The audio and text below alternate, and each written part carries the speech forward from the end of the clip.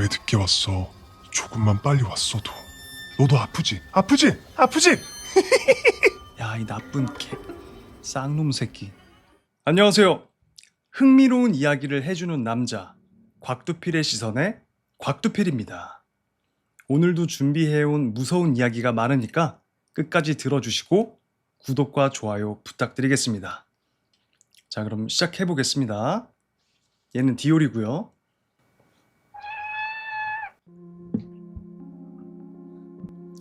자, 이야기 시작하겠습니다. 제목: 파출 소장님이 경험한 무서운 이야기. 저는 의경으로 시골 경찰서에서 복무를 했습니다.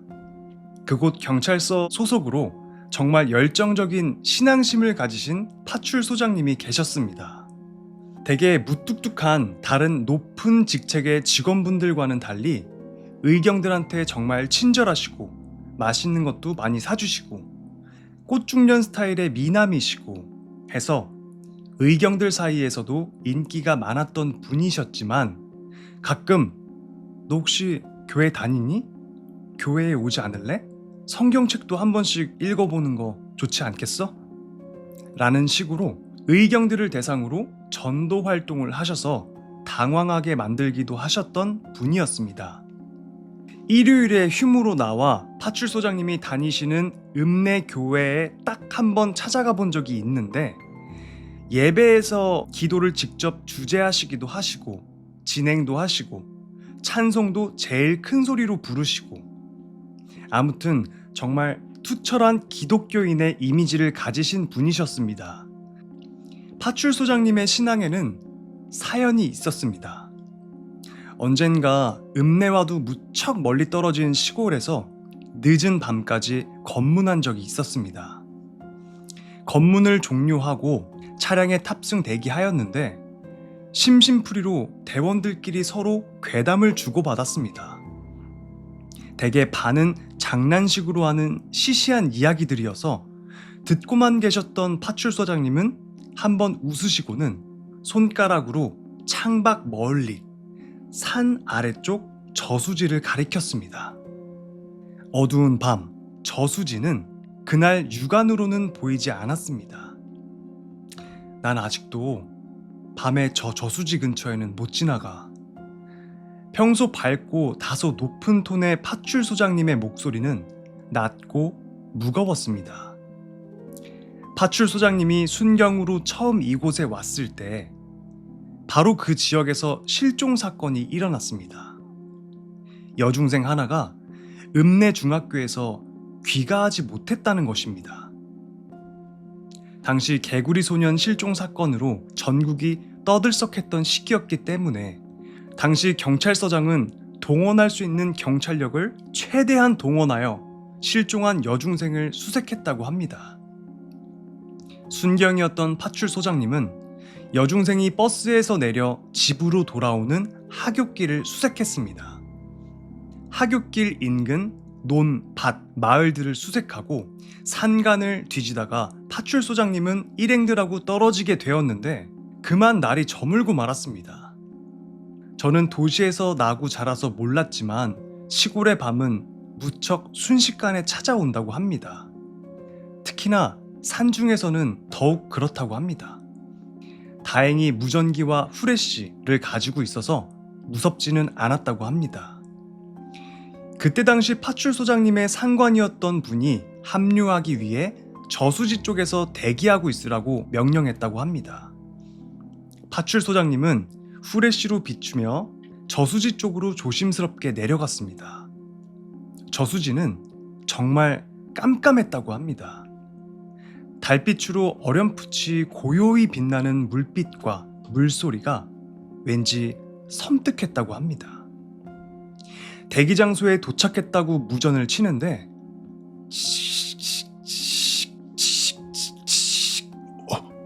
오른쪽. 무전기가 전파가 잡히지 않았는지 잡음이 들리다가 상관의 목소리가 아닌 낯선 목소리가 들렸다고 합니다. 얼떨결에 고개를 오른쪽으로 돌렸는데 저수지 물가에 흰색 물체가 두둥실 떠 있는 게 보였습니다. 보지 않았더라면 어둠 속에서 그냥 지나칠 뻔했다고 합니다. 후레쉬로 비추며 가까이 다가가니 흰색 물체는 흰색 셔츠에 교복을 입고 있는 여중생의 시신이었습니다. 파출소장님은 정말 온몸이 얼어붙어 움직이지 않았다고 합니다. 무엇을 해야 될지 모르던 신입이었던 파출소장님은 그저 한참 떨고만 있다가 겨우 찾았다고 무전 보고를 했다고 합니다. 곧 무전으로 시신을 건지고 그곳에서 대기하고 있으라는 명령이 떨어졌습니다. 파출소장님은 침을 한번 삼키고 조심스럽게 다가가 여중생의 시신을 건지고 묻에 눕혔습니다. 아무도 없는, 불빛도 보이지 않는 시골 산간의 저수지 옆. 신입 순경은 시신에서 수십 발자국 떨어진 곳에 벌벌 떨며 일행들을 기다렸다고 합니다. 근데 문제는 시신을 건지기 위해 저수지에 들어갔을 때 후레쉬에 물이 들어갔는지 빛이 영 시원찮아졌다는 것이었습니다. 이거 왜 이래? 제발 꺼지지 말아라. 하지만 애석하게도 손전등의 불빛은 점점 희미해져 갔습니다. 어둠이 깊어지고 우두커니 누워있는 시신이 자꾸만 신경이 쓰여 일부러 신경을 쓰지 않으려고 큰 소리로 노래를 불렀다고 합니다. 하지만 입으로는 노래를 불러도 온 신경은 시신에게 집중되어 있었습니다. 그렇다고 신입 순경 주제에 무섭다고 상관들을 무전으로 빨리 오라고 재촉할 수도 없는 노릇이었습니다. 사람의 생각이란 정말 무서운 것이어서 왜 늦게 왔어? 조금만 빨리 왔어도. 라고 시신이 말하는 소리가 들리는 것 같아서 파출소장님은 귀까지 틀어막았다고 합니다. 극한의 공포에 시신에게서 좀 더 멀찍이 떨어지려고 길 쪽으로 발길을 옮겼는데 어둠 속에서 그만 발을 헛디디고 말았습니다. 으악!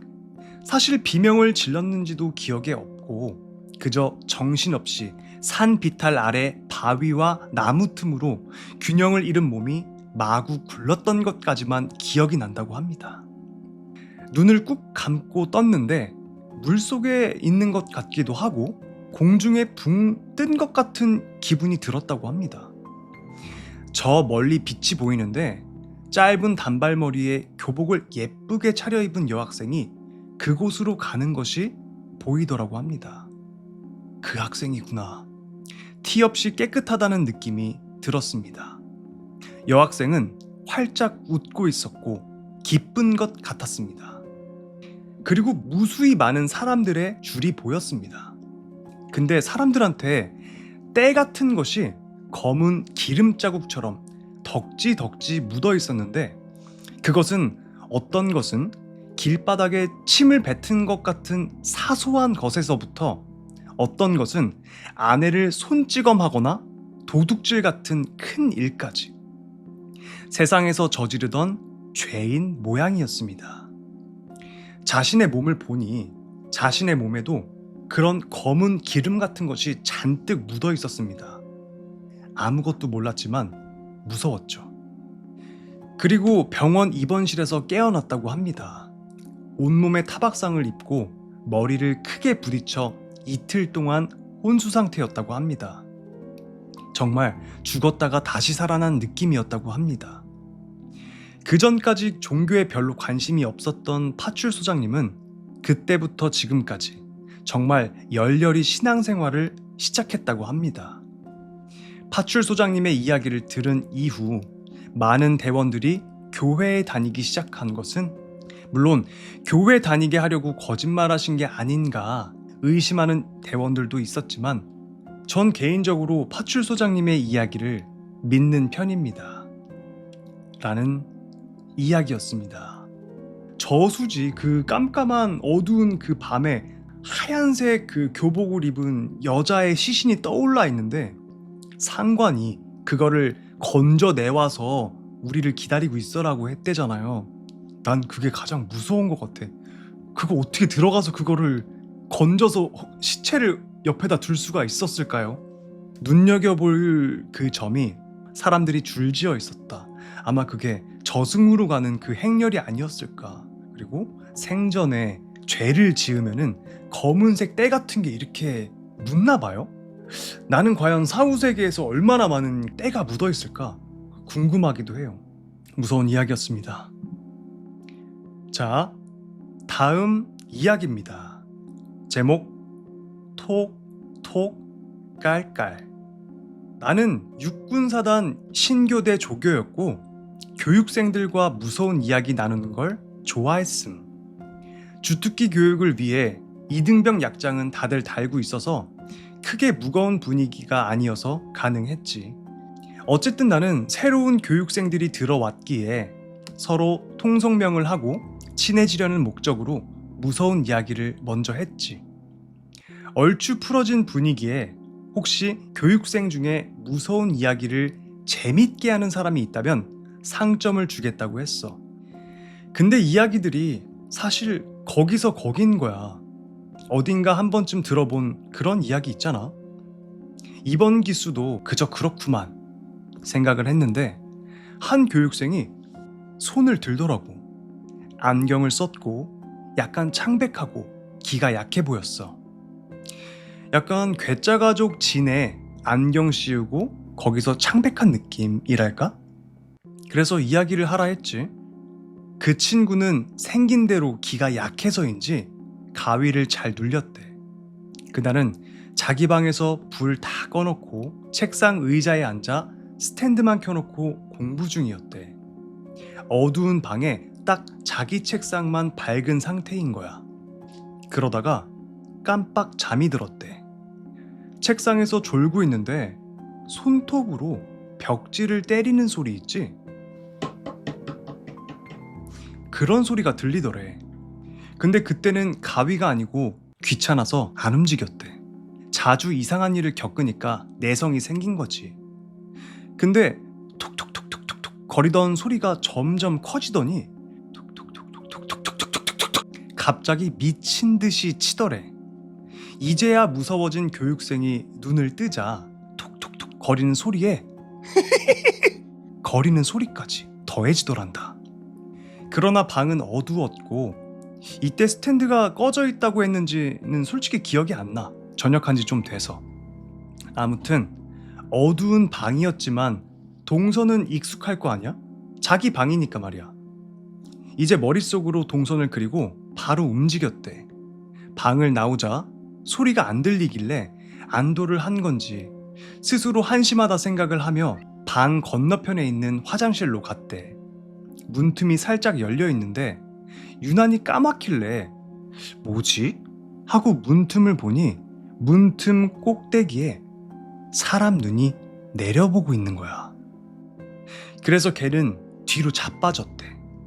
나는 여기까지 듣고 그래 노잼 이랬는데 그게 끝이 아니었지. 교육생이 끝까지 들어달라며 말을 하더라고. 그렇게 넘어지고 정신을 차리니 자기는 자기 방 의자에 앉아있는 상황인 거야. 그래서 이거 또 악몽이구나 생각을 했대. 아무튼 그런 상태인데 희미하게 들리는 소리 톡톡톡톡톡톡톡톡톡톡 점점 소리가 커지니 눈물이 나오더래. 바로 방을 나가려는데 스치는 생각. 이게 현실이면 나 화장실 가면 뒤지겠구나. 그래서 맞은편을 보지 않으려 고개를 숙이고 바로 방을 나가고 신발만 신고 폰도 못 챙기고 집 밖으로 나왔다더라. 막상 나오고 보니 한참 밤이었고 폰도 지갑도 없는 상태에 바람 좀 쐬고 나니까 괜찮은 것 같아서 집에 다시 들어갔대. 거실에 어머니가 계시길래 그냥 쳐다보고 다시 방으로 들어가려는데 어머니가 상기된 얼굴로 부르시더래. 교육생은 안 그래도 이상한 일 때문에 예민한데 어머니는 놀다 온 줄 아는 것 같아서 기분이 안 좋았대. 뭐라 대꾸하려고 하는데 어머니의 질문이 생뚱맞은 거야. 어머니 왈, 두필이 너 여자친구랑 놀다가 왔어? 이러신 거야. 그 무슨 소리예요? 라고 되물으니까 잠깐 거실 나왔는데 네 방에서 어떤 년이 깔깔대며 웃더만. 그래서 시간이 몇 시인데 얘들이 둘이서 미쳤나 싶어서 방문을 열려는데 너가 쳐다도 안 보고 뛰쳐나가더라 라고 했다는 거야.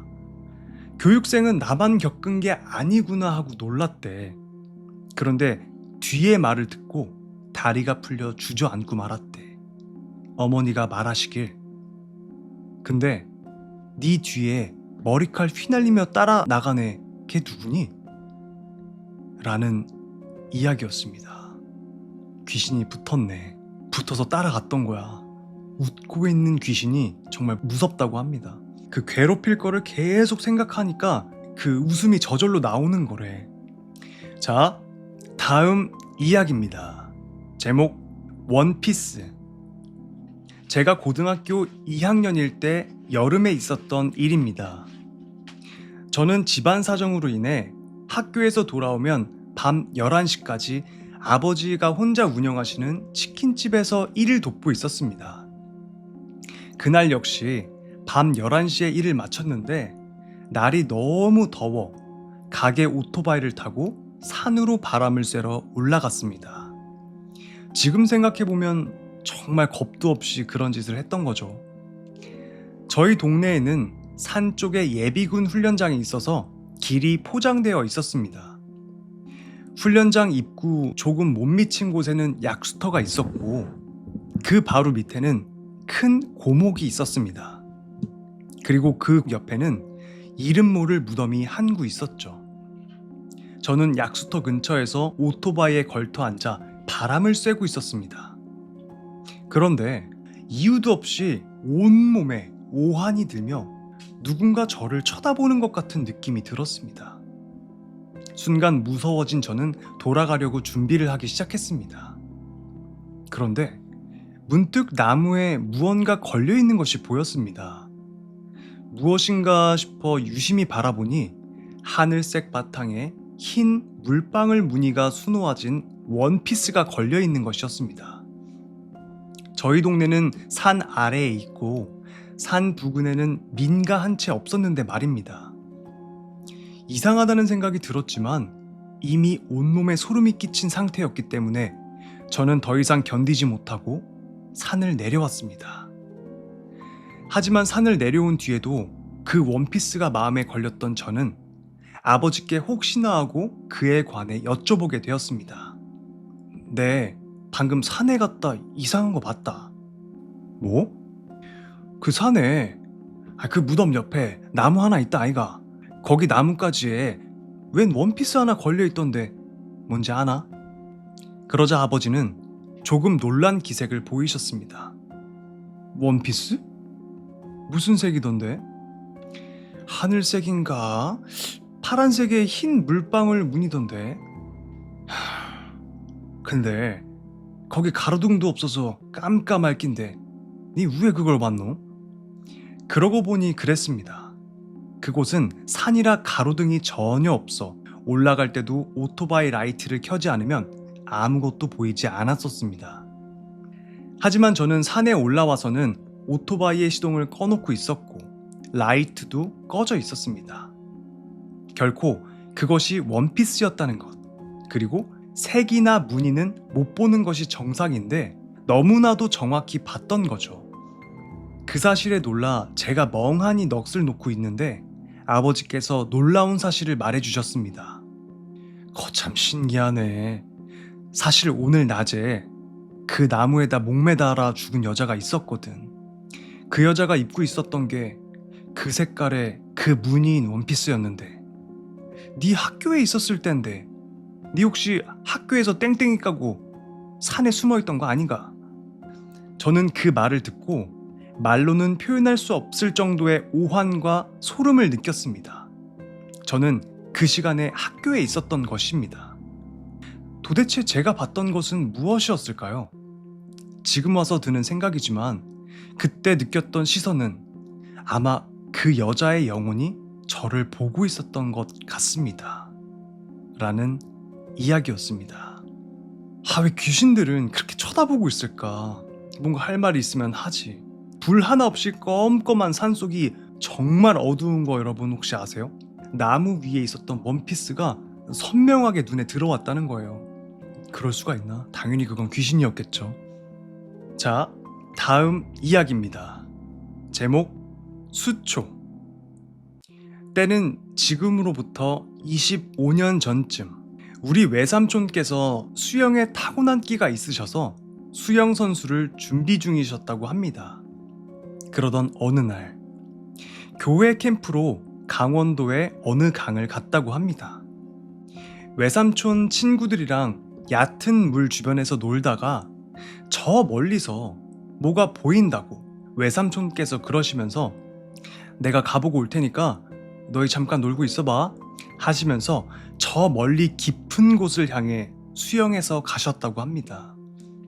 헤엄쳐 가는데 물줄기가 점점 세졌지만 저쪽에서 사람이 구해달라고 손을 흔들고 있었다고 합니다. 그래서 외삼촌은 구해야겠다고 맘먹고 물살이 센 곳을 갔는데 그 팔은 온데간데 보이지 않고 팔이 보였던 곳 주변에 잠수해서 보니까 저 멀리 검은 풀이 찰랑찰랑 흔들리는 것이 보였습니다. 이상하네. 아무 곳에도 풀이 없는데 왜 저기만 풀 같은 게 흩날리고 있는 거지? 호기심에 계속해서 3m 정도 깊이까지 내려가셨답니다. 그리고 그 해초처럼 보이는 풀을 더듬는데 외삼촌께서는 기겁을 하셨죠. 아직도 생생히 기억한다고 하십니다.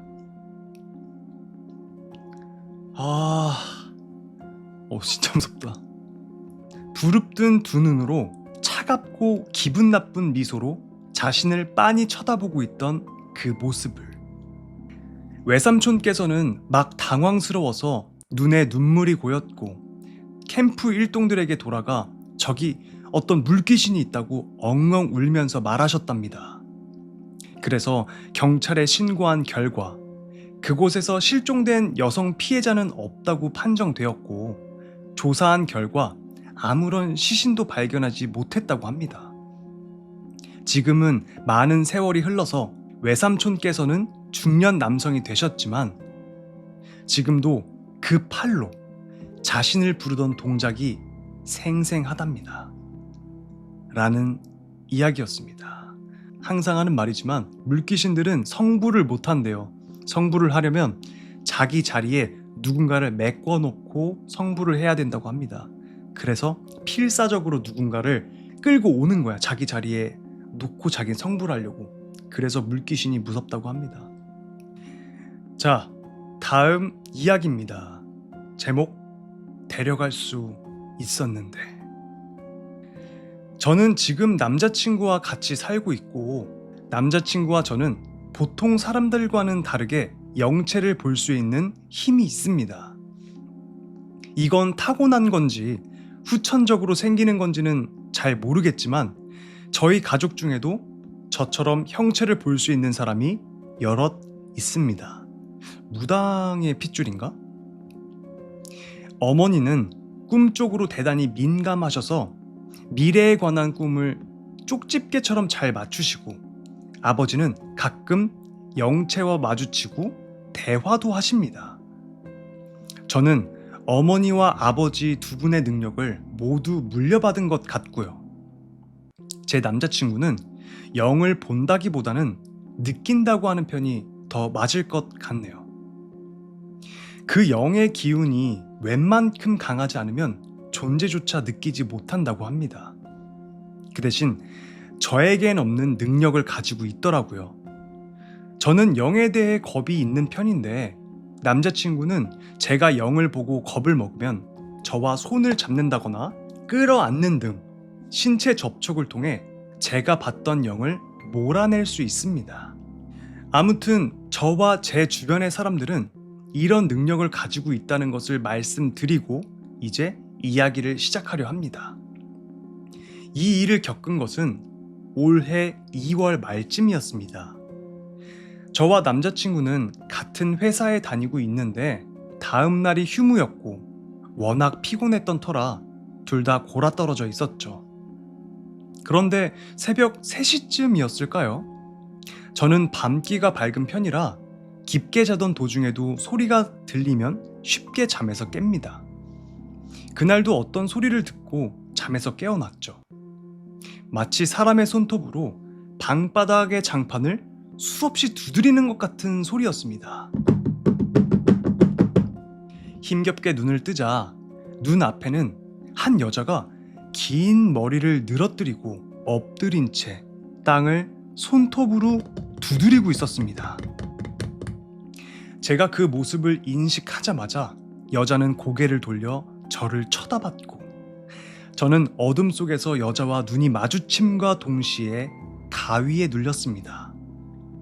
그리고 제가 몸을 움직일 수 없게 되자 여자는 방 가장자리를 계속해서 돌기 시작했습니다. 소름 끼쳐. 그 모습을 보고 저는 끙끙 앓기 시작했고, 옆에서 자던 남자친구는 그 소리에 놀라 저를 흔들어 깨웠죠. 저는 당시 남자친구의 팔베기를 베고 있었고 남자친구의 손을 꼭 잡고 있었는데도 가위에 눌린 상태였습니다. 남자친구는 제게 왜 그러냐고 여러 번 물었고, 저는 귀신, 저기 귀신 이라고만 말하고 그대로 정신을 잃고 말았습니다. 그리고 남자친구는 제가 잡고 있는 손을 통해 제가 봤던 귀신을 보게 되었다고 합니다. 그 여자가 제 배 위에 올라타서 제 목을 조르는 광경을 말이죠. 여자는 계속 미친 듯이 제 목을 조르며 웃는데 저는 앓는 소리 하나 내지 않고 죽은 듯이 누워 있었다는 겁니다. 더더욱 이상한 것은 제 발 밑에도 여자 귀신이 하나 더 서 있었다는 것이었습니다. 정작 제가 봤던 귀신은 하나였는데도 말이죠. 그리고 저는 정신을 잃은 가운데 꿈을 꿨습니다. 버스를 타고 혼자 어디로 가는 꿈이었죠. 손에는 파란색 비닐 봉지가 들려 있었고, 봉지 안에는 대파와 감자, 양파, 당근 같은 채소가 가득했습니다. 저는 어딘가에서 내리려고 했는데 그 정류장에서 내리지 못해 다음 정류장에서 내리게 되었습니다. 정류장에 내려보니 의자에 고등학교 동창인 여자아이 둘이 앉아 있었습니다. 같은 반이었던 아이도 있었고 저희 반에 자주 놀러와 얼굴만 알고 있던 아이도 있었죠. 하지만 둘 다 별로 친한 친구가 아니었기 때문에 저는 인사도 안 하고 그냥 가던 길을 가기 위해 몸을 돌렸습니다. 그런데 갑자기 그 아이들이 저를 부르는 겁니다. 제 이름이 아닌 언니라고요. 그리고 언니, 내일 우리 수학여행 가잖아. 우리 오늘 언니네 집에서 자면 안 돼? 라고 둘이 입을 맞춘 것처럼 똑같이 물었습니다.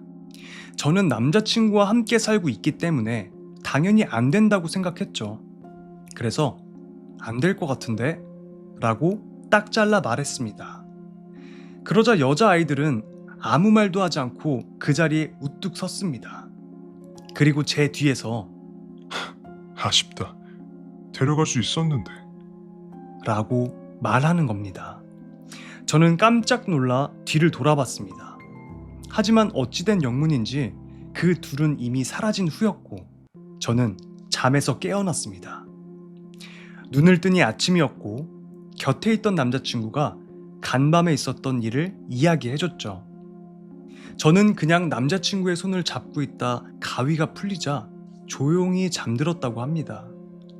남자친구는 제가 죽은 듯 숨소리도 내지 않고 잤다고 하더군요.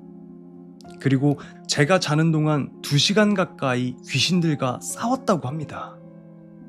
제 발밑에 서 있던 귀신이 제 발목을 끌어내리는데 저는 배 위에 올라탄 귀신에게 목을 졸리는 와중에 질질 끌려 내려가고 있었다고 하더라고요. 이대로 뒀다가 큰일 나겠다 싶었던 남자친구는 귀신들에게 버럭 소리를 질렀다고 합니다. 어디 한번 데려가 봐. 내가 너희 다 찢어 죽여버릴 테니까. 그런데 남자친구가 이렇게 소리치며 귀신들에게 욕을 했더니 귀신들은 더 크게 웃으며 힘이 점점 더 강해졌다고 합니다. 남자친구는 끌려가는 제 몸을 붙잡으며 계속 소리를 질렀다고 합니다. 꺼지라고. 죽었으면 곱게 승천할 것이지 왜 남의 집에 와서 다른 사람을 잡아가려는 거냐고. 내 여자친구 일어나면 죽여버릴 거라고. 그렇게 말했더니 귀신들이 사라졌다고 합니다. 아주 잠깐 소리를 질렀던 것 같은데 온몸에 힘이 없기에 시계를 봤더니 2시간 가까이 지나 있었다네요. 그런데 남자친구의 이야기를 듣고 보니 제 꿈과 묘하게 딱 들어맞는 것이었습니다. 남자친구가 봤던 귀신 둘과 제 꿈에 나왔던 여자아이 둘. 정말로 그 아이들이 저를 데리러 왔던 것인가 싶습니다. 그리고 아침에 거울을 봤더니 목에는 여자 손자국이 나 있었습니다. 다른 자국들은 희미해서 잘 알아볼 수 없었지만 다만 엄지손가락 자국만은 굉장히 선명하게 남아 있더군요. 라는 이야기였습니다. 근데 귀신한테 기로 이기려고 막 욕하고 그러는 게 더 안 좋아요. 귀신 성질 더 긁는 걸 수 있어서 비추하는 방법입니다. 아, 진짜요? 그러니까 웬만큼 그냥 약한 애는 나가겠지만 오히려 큰 귀신은 더 자극시킬 수 있구나. 욕하지 맙시다. 그냥 소금 뿌리고 어깨에 텁시다. 그럴 수도 있겠다. 왜냐면 이 이야기에서도 남자친구가 쫓아내려고 욕을 막 했는데 더 웃으면서 힘이 세졌다고 했잖아요. 함부로 귀신한테 욕했다가 진짜 잣될 수 있어요. 우리 같이 조심합시다. 자, 다음 이야기입니다. 제목 긴 머리카락. 얼마 전에 있던 일이다. 최근 종종 입안에 머리카락이 들어있는 일이 생겼다. 게다가 반드시 한 가닥의 긴 검은 머리카락이다. 우리 집에는 그렇게 긴 머리카락을 가진 사람은 없다. 이상하다 생각하면서도 한두 번은 그러려니 하고 넘어갔다. 하지만 요즘에는 하루에 한 개씩은 꼭 입안에 머리카락이 들어있는 것이다. 그리고 아까 나는 꿈을 꿨다. 내가 길고 검은 머리를 가진 여자의 머리를 갉아먹는 꿈을. 여자는 무척이나 아파하고 있어서 나는 정말로 미안하면서도 기분이 나빴다. 게다가 자세히 보면 나는 머리카락만을 먹고 있는 것이다. 여자는 조금씩 머리카락이 없어져 간다. 나는 그 광경을 바라보고만 있었다. 그러자 갑자기 여자가 나를 노려보며 도와줘. 라고 하며 악마 같은 얼굴로 노려보는 것이었다. 거기서 나는 꿈을 깼다. 그리고 마치 당연하다는 것처럼 내 입 안에는 머리카락이 가득 차 있었다. 다음날 나는 신사를 하는 친구를 찾아가 귀신을 떨쳐내달라고 부탁을 했다.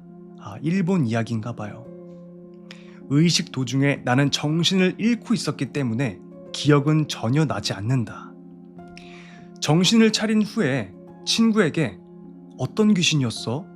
라고 물어봤지만 친구는 모르는 편이 나아 라던가 너 들으면 후회할 거야 라고 대답을 피할 뿐이었다. 몇 번이나 끈질기게 묻자 친구는 겨우 입을 열었다. 어쩌면 너 가까운 시일 내에 목숨 잃을지도 몰라. 조심해라. 그렇게 말한 며칠 뒤 친구는 세상을 떠났다. 친구는 죽기 전날 나를 만나 부적을 건네주었다. 만약 내가 죽으면 너 이거 꼭 열어봐. 그리고 절에 부탁해서 성불시켜줘. 부적 안에는 몇 장의 지폐와 지난번의 머리카락이 몇 가닥 있었다. 내가 찾아간 절의 스님은 머리카락과 지폐를 보자마자 나를 더 큰 절로 데리고 갔다. 그곳에서 의식이 치러졌고 스님은 며칠이 걸려서야 겨우 머리카락의 원한을 떨쳐냈다고 말했다. 나는 아직도 그 꿈의 의미와 그 귀신의 정체를 모르겠다. 내 친구는 나를 대신해서 세상을 떠난 것일까? 라는 이야기였습니다. 과연 대체 그 귀신의 정체는 뭐였을까가 너무 궁금한 거예요. 여러분들은 어떻게 생각하세요? 제가 유추해 볼 때는 이미 이 주인공한테 빙의가 된 거 아닐까? 귀신이? 그래서 이 친구가 그 빙의되어 있는 귀신을 떨쳐내려고 하다가 오히려 화를 당해서 죽은 거죠. 어떤 주술에 있어서 머리카락이 갖는 의미가 굉장히 크대요. 머리카락이랑 손톱이랑. 소름 돋는 이야기였습니다. 자, 다음 이야기입니다. 제목 12살 이후로 물놀이를 가본 적이 없습니다. 어둑어둑 해질 때까지 물가에서 놀다가 숙소로 돌아가서 샤워하고 식사 후에 일찍 잠이 들었는데요. 그날 밤에 사단이 났습니다. 한참을 자다 인기척에 잠이 깼는데 어머니께서 앉아 계시고 벌벌 떨고 계시더라고요. 아버지는 옆에서 어머니를 달래고 계셨고요. 전 누운 채로 눈만 힐끔 떠서 무슨 일인가 싶어서 한참을 눈치만 보다가 다시 잠에 들었었습니다. 다음날 아침에 눈을 떠보니 전날 밤부터 비가 왔는지 비가 엄청 쏟아지고 있었습니다. 오늘은 물놀이를 못하겠다 싶어서 도로 이불 속에 들어가서 누웠는데 어머니가 저랑 동생을 깨우십니다. 절에 가야겠다고 빨리 준비하라고 하시네요. 근데 얼마나 우셨는지 눈이 뻘겋게 충혈되셨더라고요. 워낙 분위기가 평소랑 다르게 딱딱한 분위기였던지라 어린 동생도 더 자겠다는 투정 한마디 못하고 바로 일어났습니다. 그리고 그때 아버지께서 근처 구멍가게에서 우비를 사가지고 오셨는지 우산을 접고 숙소로 들어오시더라고요. 그렇게 온 식구가 우비를 뒤집어 쓰고 절로 출발했습니다. 그리 먼 거리는 아니었어요. 펜션 나가서 어제 물놀이 했던 계곡을 가로지르는 다리를 지나서 조금만 올라가니 절이 나왔습니다. 비가 많이 온 데다가 이른 시간이어서 그런지 사람이 거의 없더라고요. 아버지는 밭갓 대청마루에 앉아 계시고 저랑 동생은 어머니를 따라 대웅전인가? 제일 큰 건물이었는데 명칭은 잘 모르겠네요. 거기 들어가서 어머니 따라서 한참을 절을 하고 나왔습니다. 그리고 그날은 그냥 종일 숙소에서 지냈습니다. 다음 날은 또 비가 거짓말처럼 그쳐서 아침에 눈 뜨자마자 튜브 찾고 물안경을 찾아서 동생 깨워가지고 물놀이를 하러 가려고 숙소를 나서려는데 밖에서 코펠에 밥을 하고 계시던 어머니께서 말리십니다. 아침 먹자마자 바로 집에 돌아간다고 준비를 하라고 하시네요. 내일 집에 가는 거 아니냐고 여쭤봐도 아버지도 그렇고 어머니도 대답을 안 해주셨습니다. 식사 후에 바로 짐을 챙겨서 집으로 돌아왔습니다. 할아버지나 할머니도 내일 집에 돌아오기로 했던 식구들이 갑자기 돌아오니까 좀 어리둥절해 하시더라고요. 할아버지께서는 저만 몰래 옥상으로 부르셔서 혹시 거기서 아버지랑 어머니 싸웠냐고 여쭤보실 정도로 어머니의 분위기가 이상했었습니다. 그날 저녁에 안방에서 할아버지, 할머니, 그리고 어머니 이렇게 셋이서 한참을 이야기를 하셨어요. 안방에 큰 TV가 있어서 보통 거기서 저녁에 드라마도 보고 영화도 보고 했었는데 그날은 저나 동생이나 근처에도 못 오게 하시더라고요.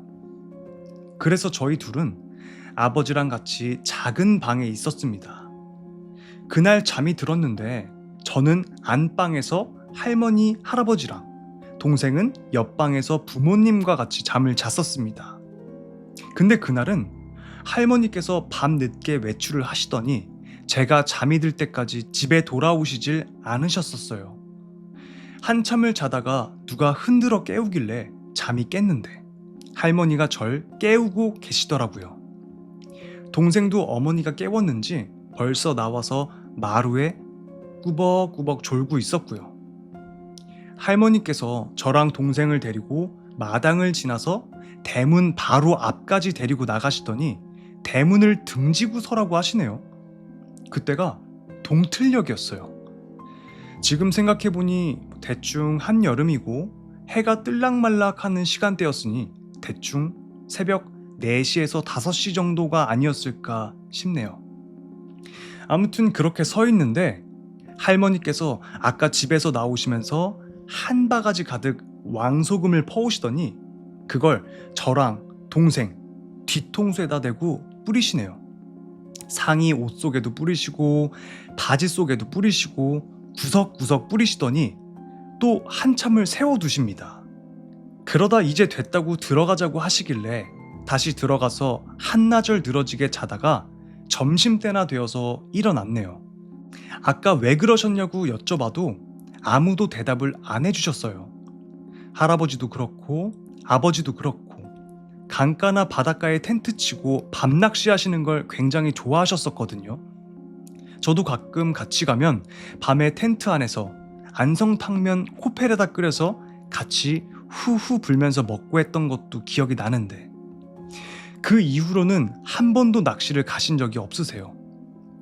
그러고 시간이 지나서 저도 동생도 다 잊고 살다가 제가 고3 여름이었나? 어머니랑 집에 있으면서 이런저런 옛날 얘기도 하고 문득 그게 생각이 나길래 어머니께 여쭤봤었어요. 이번엔 어머니께서 순순히 얘기를 해주시더라고요. 그날 밤에 주무시다가 꿈을 꾸셨는데 저랑 동생이 거기 숙소 앞 물가에서 물놀이를 하고 있었다네요. 어머니는 물가 바로 옆 평상에 앉아서 저랑 동생 노는 걸 보고 계셨는데 갑자기 어떤 여자가 물가로 뛰어들더니 저랑 동생을 양 겨드랑이 사이에 끼고 첨벙첨벙 뛰어가더랍니다. 어머니께서 깜짝 놀라셔서 물가로 한참을 뛰어가면서 애들 돌려달라고 사람 살려달라고 고함을 치시는데 그 여자가 뛰어가던 걸 멈추고 어머니 쪽으로 쳐다보면서 씩 웃는데 그 여자 생김새가 아직까지도 기억이 난다고 하시네요. 그쯤에서 아버지께서 어머니를 흔들어 깨우셔서 잠이 깨셨는데 어머니가 가위 눌린 것 마냥 꺽꺽거리면서 부들부들 떨고 계셨다고 합니다. 보통 때 같았으면 그냥 개꿈이겠거니 하고 대수롭지 않게 넘기셨을 텐데 아무래도 영 평소와 다르게 불안하셨었나 봐요. 그래서 집에 예정보다 일찍 서둘러 왔고 할머니 할아버지께 꿈 얘기를 해드렸는데 할아버지는 그냥 개꿈이라고 웃어 넘기셨는데 할머니께서도 평소엔 안 그러던 어머니가 좀 이상하다 싶으셨는지 같은 동네 사시던 죽산댁이라고 불리던 할머니네 집에 밤늦게 찾아가셨나 보더라고요. 죽산댁으로 통하던 할머니는 흔히 얘기하는 무당? 무슨 보살로 불리던 그런 분이셨는데 그 얘기를 들으시고는 동틀 무렵에 저랑 동생을 데리고 나가서 한 바가지 가득 푼 왕소금을 몸 구석구석 발라서 잡기를 떼내야 된다고 하셨나 보더라고요. 지금도 어머니는 그때만 생각하시면 그쪽 동네 근처로는 발도 들이기 싫다고 하십니다. 라는 이야기였습니다. 야, 이거는 어머니가 빨리 조치를 안 취하셨으면은 그냥 둘 다 데리고 갔었겠네, 귀신이. 여러분들은 이런 일을 탁 겪었을 때 어머니처럼 행동하실 것 같아요? 아버지처럼 행동하실 것 같아요? 나는 찜찜해서라도 어머니 같은 행동을 했을 것 같아. 좀 귀찮더라도 그거를 개꿈이려니 생각은 안 하고 뭔가 평소와는 달랐으니까 그런 조치를 취하지 않았었을까. 적어도 소금을 뿌렸을 것 같아, 저는. 자, 다음 이야기입니다. 제목, 하숙집에서 겪은 일. 전에 살던 하숙집에서 겪은 일입니다. 역세권에 학교도 가까워서 사는 데는 문제 없었지만 집 자체가 오래돼서 그런지 여기저기 문제가 많았었습니다. 그중 가장 괴로웠던 건 배관 문제인지 아니면 난방이 잘 안 돼서 그런 건지 방에 들어오면 굉장할 정도로 차가운 공기가 방 안을 가득 채우고 있었다는 거. 당연히 바닥도 얼음장처럼 찼고요. 이건 좀 아닌 것 같아서 주인 아주머니한테도 말을 해봤는데 조금만 더 기다리라고 기사를 부르겠다고 하시더군요. 저는 기사가 올 때까지라도 일단 하는 수 없이 이불을 둘러쓰고 공부를 하는데 왠지 인기척이 느껴져 뒤를 돌아봤습니다. 문이 조금 열려 있더군요. 그때 전 문고리 역시 헐어서 그냥 그러려니 하고 문을 닫고 계속 공부를 했죠. 그러다가 한 번은 인기척과 함께 문소리가 들리길래 돌아보니 문틈 사이로 뭔가 보이더라고요. 그날은 여러 가지 일로 며칠 무리를 한 상태라 굉장히 피곤한 상태였고 단순히 헛것을 본 거라 가볍게 여기고 넘어갔죠. 근데 생각해보니까 아무리 봐도 그게 사람 얼굴인 것 같았어요. 아무래도 찝찝한 기분이 가시질 않아서 다음날 주인 아주머니한테 물어봤죠. 그랬더니 무슨 말이냐고, 자기는 그런 얘기 처음 들어본다고, 사실 난방 문제도 네가 처음 말했다고 하시면서 인상을 쓰시더라고요. 뭐 그래도 일단 알아보겠다고, 다른 애들 오면 물어보겠다고 하네요. 그리고 그날 저녁 노트 필기 정리를 하다가 배가 아파서 잠시 화장실을 가려고 일어섰는데 사람 얼굴 2개가 열린 문틈 사이로 저를 보고 있었어요. 그게 진짜 사람이라고 생각할 수도 있었지만 그건 아니라고 생각했어요. 이건 눈이 없었으니까. 그리고 이때 확신했죠. 전에 내가 헛것을 본 게 아니었다고. 살면서 귀신 한번 안 보고 살아서 그런지 더 충격이 컸어요. 그날 결국 전 뜬 눈으로 밤을 보내야 했죠. 그리고 다음날 끼익. 그 일이 있고 난 다음 5일 후에 전 그 하숙집을 나왔습니다. 일단 표면적인 이유는 난방 문제였지만 나중에는 엄청난 양의 손들이 문 안으로 들어왔거든요. 만약 제가 거기서 한 달만 더 있었다면 어떻게 되었었을까요? 생각해보면 유난히 제 방을 휘감았던 그 한기가 굳이 난방 문제는 아니었을지도 모르겠습니다. 라는 이야기였습니다. 여기서 정말 다행인 거, 우리 집은 원룸이라서 문이 없다. 근데 왜 눈물이 나는 거지? 그러니까 귀신들은 그 귀기가 강할수록 주변의 한기를 뿜뿜한다고 합니다. 그러니까 온 방이 차갑고 바닥도 얼음장이고 그랬던 이유가 그 방에는 뭔가 원기가 가득 차 있었나 봐요. 소금 갖고 다녀야 될 듯. 맞아요. 나 침대 옆에다 소금 좀 갖다 놔야겠다. 자, 다음 이야기입니다. 제목 동자. 이모님은 젊은 시절에 이모부님을 잃고 홀로 아들 2과 딸 1를 힘겹게 키워오신 분입니다. 굳은 일을 많이 겪으셔서 웬만한 일로는 놀라지도 않으십니다. 그런 이모님께서 나도 사실 젊을 적엔 겁 많은 색시였단다 하시며 해주신 이야기입니다. 이모부님께서 돌아가신 지 며칠 지나지 않은 어느 날이었다고 합니다. 당시 이모님의 나이는 32. 남편과 아이들을 보며 이제 알콩달콩하게 살아가기 시작할 때 남편을 잃은 것입니다. 하늘이 무너지고 땅이 꺼지는 일인지라 한동안 끙끙 앓아 누우셨던 이모는 옆에서 자기를 바라보는 새 아이들을 바라보며 이렇게 죽을 수 없다고 생각하셨다고 합니다. 그래서 부잣집에 삭바느질을 하러 다니셨는데 이모님이 일을 해주시던 부잣집은 시원한 대청마루와 마당에 늘씬한 버드나무도 가지고 있는 큰 기와집이었다고 합니다.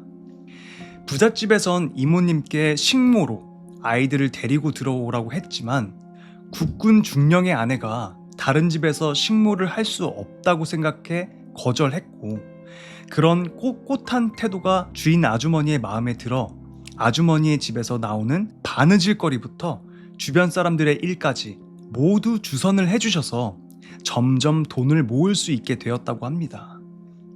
어느 날 주인 아주머니가 남편이랑 어딜 다녀온다고 집을 봐달라고 하셨답니다. 오랫동안 일을 해와서 이모님을 신뢰하고 있었던 것입니다. 이모님은 흔쾌히 수락을 하셨고 대청마루에 앉아 하루 종일 바느질을 하고 계셨고, 그런 와중에 갑자기 대문이 벌컥 열렸답니다. 이모님은 벌써 돌아오셨나? 하는 생각에 대문을 바라보았는데 순간 얼음처럼 얼어버리셨답니다. 처음 보는 꼬마아이가 머리에는 상투를 틀고 무표정하게 대문으로 들어오고 있었는데 콩콩 이런 식으로 대청마루로 뛰어오고 있었다고 합니다. 도깨비구나. 이모님은 순식간에 이런 생각을 하시고는 혹시 나한테 해를 끼치지 않을까 하는 생각에 무척 겁이 나셨다고 합니다. 그도 그럴 것이 집에는 자기가 오기만을 목을 빼고 기다리는 새 자식이 있었으니 말입니다. 하지만 겁에 질려 아무것도 하지 못하셨고 점점 다가오는 동자를 보며 죽으면 안 되지, 우리 아이들은 어쩌라고, 이런 생각만 되뇌이고 있었고 결국 동자는 대청마루까지 올라와 제자리에서 깡총거리며 이모님을 빤히 보고 있었다고 합니다. 보면 안 된다. 난 죽으면 안 된다. 자신을 쳐다보는 동자의 눈은 마치 자신의 혼이라도 빼갈 것 같은 기묘함이 있었고, 이모님은 필사적으로 눈을 감으려고 했지만 이상하게도 눈을 감지도 못하고 식은땀만 흘리고 있었답니다. 하지만 동자는 그런 이모님을 유심히 쳐다보다가 한 번씩 웃고 지나쳤고 총총 걸음으로 집안을 한 바퀴 돌고는 대문을 나가더랍니다. 동자가 나가자마자 이모님은 실신을 하셨고 얼마나 지났을까 이모를 깨우는 주인 아주머니의 다급한 목소리가 들리더랍니다. 힘겹게 눈을 떠보니 주인 아주머니와 그 남편이 자기를 걱정스레 보며 무슨 일인지 물어보고 있었고, 이모님은 반 울음 섞인 목소리로 동자에 대해 이야기를 했지만 헛개비를 봤다며 믿지 않았답니다. 하지만 주인 아주머니와 달리 주인 아저씨는 매우 당황한 모습으로 잠시 다녀올 곳이 있다고 하시곤 황급히 집을 나가더랍니다. 주인 아저씨가 대문을 나서는 것을 보던 이모님의 눈에 문득 버드나무가 눈에 들어왔는데 그제서야 주인 아저씨가 왜 집을 나섰는지 알게 되었고, 주인 아주머니가 주시는 설탕물도 내팽개치고 서둘러 도망쳐 나왔다고 합니다. 이유인즉 예전에는 요즘처럼 말린 국수가 없었기에 집에서 직접 국수를 말려서 먹을 때마다 삶아 먹었다고 합니다. 그날 역시 마당에 국수를 말리고 있었는데 동자가 지나간 후 말리고 있던 국수가 전부 버드나무 가지 위에 올라가 있더랍니다. 그 후로는 이모님은 그 집에 가지 않았답니다. 목구멍이 포도청이라 일을 하더라도 집 안으로 들어가지 않고 대문 앞에서 일감을 받아 집으로 가져와서 하셨는데 얼마 후 일을 할 수 없게 되었다고 합니다. 왜냐면 그 집이 망했기 때문입니다. 주인 아주머니가 급사를 맞아 돌아가시고 주인 아저씨는 병에 걸려 시름시름 앓다가 재산마저 사기로 전부 잃고 비참하게 동네 밖 논두렁에서 죽었다는 것입니다. 동네 사람들의 이야기로는 주인 아저씨가 옆 동네 한 여자 무당과 정을 통하고는 계속 만났는데 무당이 임신을 하자 유산하라고 발로 차고 때리고 발을 끊었다고 합니다. 야, 이 나쁜 쌍놈 새끼. 결국 유산을 한 무당은 적당한 조치도 취하지 못하고 움막에서 시름시름 앓다가 명을 다했다고 하는데, 어쩌면 이모님이 본 동자는 주인 아저씨를 벌하러 온 무당 뱃속의 아이 아니었을까요? 라는 이야기였습니다. 이 주인 아저씨 개 쌍놈 새끼는 벌을 받아 마땅합니다. 근데 이 주인 아주머니는 무슨 죄냐고요. 참나. 자, 다음 이야기입니다. 제목 배관공의 이야기. 한 배관공이 어느 화장실에서 겪은 뜨끈뜨끈한 무서운 공포, 실화입니다. 어느 날 어느 아파트 안방 화장실의 천장에서 물이 조금씩 샌다는 수리 요청이 와서 갔답니다. 띵동띵동 초인종을 누르고 들어가 보니 눈빛이 날카로운 아주머니가 문을 열어주곤 굉장히 피곤하다는 듯이 소파에 깊숙이 몸을 파묻고는 알아서 해결해달라는 식으로 대하더랍니다. 조금 찝찝한 느낌으로 화장실에 들어가서 천장을 살펴보니 보온재를 다 뜯어내야 할 정도로 상태가 안 좋더군요. 위쪽 상태를 보기 위해 천장에 뚫려있는 환풍기 부분에 머리를 집어넣고 확인을 하는데 저기 구석에 노란색 뭔가에 쌓여있는 게 있더랍니다. 그래서 저게 뭐지 싶어서 공구로 이렇게 끌어가지고 잡아 끄집어내서 확인을 해보니 식칼이더랍니다. 식칼이 오래 방치되어 있는 듯 곰팡이도 끼어 있고 녹은 쓸대로 쓸어 있고 순간 흠칫했지만 베개 밑에 놔두는 칼처럼 무슨 의미가 있나 싶어서 함부로 만진 게 문제가 될 수 있으니 다시 싸매서 그 자리에 넣어놨답니다. 그리고 집주인 아주머니한테 천장을 다 뜯어내는 큰 공사가 될 수 있다고 말하면서 천장에 있는 저 칼은 무슨 의미인가요? 라고 물어보니까 아주머니가 되려 놀라면서 천장에 무슨 칼이 있냐고 되묻더랍니다. 덤덤하게 화장실 환풍기 안에 오래된 칼이 노란 봉투 같은 것에 잘 싸매져 있더라 이렇게 말을 했더니 아주머니가 왜인지 모르게 덜덜 떨면서 자기 남편한테 급히 전화를 하더랍니다. 시간이 흐른 후 남편이 오고 집 근처에서 부동산을 하던 남편이 오더니 칼을 꺼내달라고 하시기에 꺼내서 보여주니 둘 반응이 휘둥그레져서 전혀 식칼이 존재하는지도 모르는 눈치인 겁니다. 그리고 아주머니는 천장에 의미 없는 칼이 있다며 경찰에 연락을 했고 배관공 아저씨는 갸웃거리면서 돌아갔답니다. 그렇게 배관공의 입장에선 전에 살던 집주인이 뭐 의미가 있어서 넣어 놓았나 보지 하며 서서히 잊혀질 찰나였습니다. 그러다 문득 경찰에 연락이 와서 참고 조사가 필요하다며 경찰서로 와달라고 하더랍니다. 무슨 일인가 싶어 가보니 별다른 건 없었고 그냥 방문 목적, 인적사항 등을 적어주고 나오는데 문득 궁금해져서 담당 형사에게 무슨 일이냐고 물었더니 그 아주머니가 계모여서 딸과 사이가 많이 좋지 않았다며 설명을 하더라고요. 딸이 돈을 들여서 누군가에게 부탁을 했대요. 칼에 부적을 써가지고. 어떤 의미가 있는진 모르겠으나 사이가 좋지 않은 상황에서 주술적 의미가 담긴 거라면 저주가 아닐까 하며 등골이 오싹해지더랍니다. 집에 가면서 와이프에게 전화를 해서 있었던 일에 대해 상황을 설명해줬더니 현관 앞에서 소금을 뿌려줬다고 합니다. 그리고 밥을 먹으면서 얘기를 하는데 와이프가 알아본 결과 그 칼을 넣어놓는 주술이 빨리 죽으라고 하는 주술이라고 하네요. 그래서 집주인 아주머니께서 그렇게 피곤해 보였던 걸까요?